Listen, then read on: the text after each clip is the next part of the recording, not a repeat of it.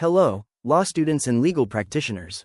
Today, we will analyze the case of Francisco I. Chavez versus Commission on Elections, GR number 105323, decided by the Supreme Court on July 3, 1992.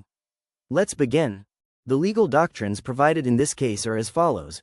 Pre-proclamation controversies are not allowed in elections for president, vice president, senator, and members of the House of Representatives, except only for the correction of manifest errors appearing on the face of the election returns or certificates of canvass. Errors in the appreciation of ballots by the boards of election inspectors, BEIs, including the alleged invalidation or misclassification of votes, cannot be raised through a pre-proclamation controversy, but must be ventilated through a regular election protest before the appropriate electoral tribunal. The Supreme Court's power of judicial review over COMELEC decisions is limited to determining whether the Commission committed grave abuse of discretion in the exercise of its quasi-judicial functions. Acts or omissions of the COMELEC that are administrative in nature are not subject to judicial interference, as such matters may be addressed by the Commission itself through the exercise of its administrative authority. In senatorial elections, all contests relating to the election, returns, and qualifications of any winning candidate fall exclusively within the jurisdiction of the Senate Electoral Tribunal, set, to the exclusion of the Supreme Court and the Commission on Elections. Here are the facts of the case. On May 5, 1992, the Supreme Court issued a resolution in GR number 104704, disqualifying Melchor Chavez from running for senator in the May 11, 1992 national elections. The resolution was received by the Commission on Elections, COMELEC, on May 6, 1992. Petitioner Francisco I. Chavez, also a senatorial candidate, promptly filed an urgent motion with the COMELEC requesting that it disseminate the court's ruling nationwide and credit all votes cast for the disqualified Melchor Chavez in his favor. While the COMELEC issued Resolution No. 92-1322 ordering the deletion of Melchor Chavez's name from the list of qualified candidates, petitioner alleged that COMELEC failed to fully and timely implement this directive, causing confusion among the boards of election inspectors, BEIs. Petitioner claimed that due to this confusion, votes written simply as Chavez were either invalidated or declared stray in numerous precincts nationwide. Although COMELEC later issued radio and television directives and subsequent resolutions ordering the crediting of such votes in petitioner's favor, petitioner maintained that these measures were ineffective and belated, failing to reach thousands of precincts in time. Petitioner further asserted that even assuming only 10 invalidated Chavez votes per precinct, he would have lost approximately 1.7 million votes, which could materially affect the ranking of the 24th winning senatorial candidate.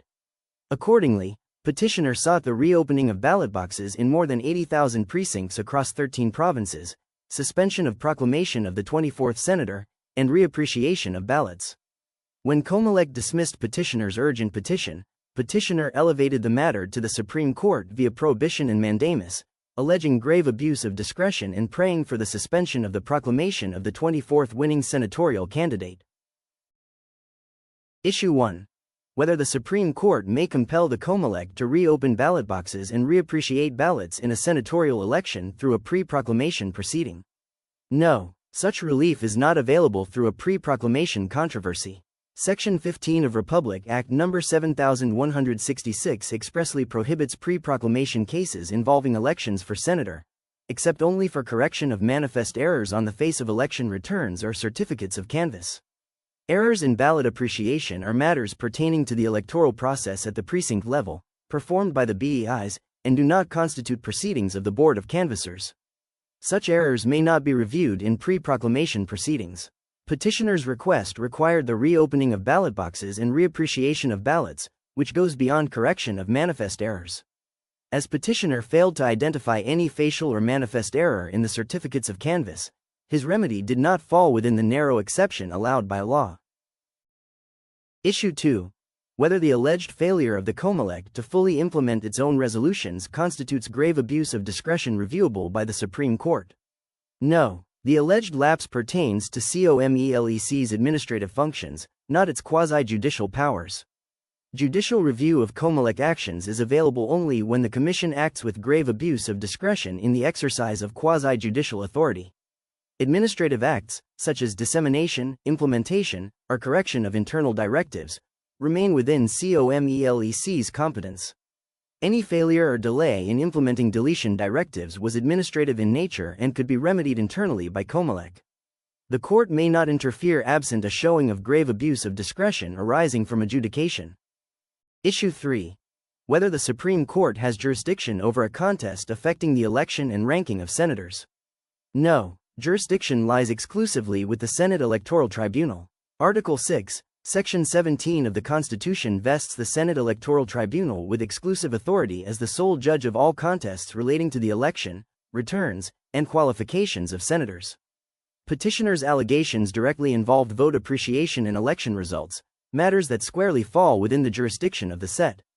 The Supreme Court, therefore, lacked jurisdiction to grant the relief sought. Thank you for listening and happy learning. Please don't forget to subscribe to the Legal Shepherd PH YouTube channel and click the notification bell to stay updated on newly uploaded cases and jurisprudence. See you again for our next case discussions.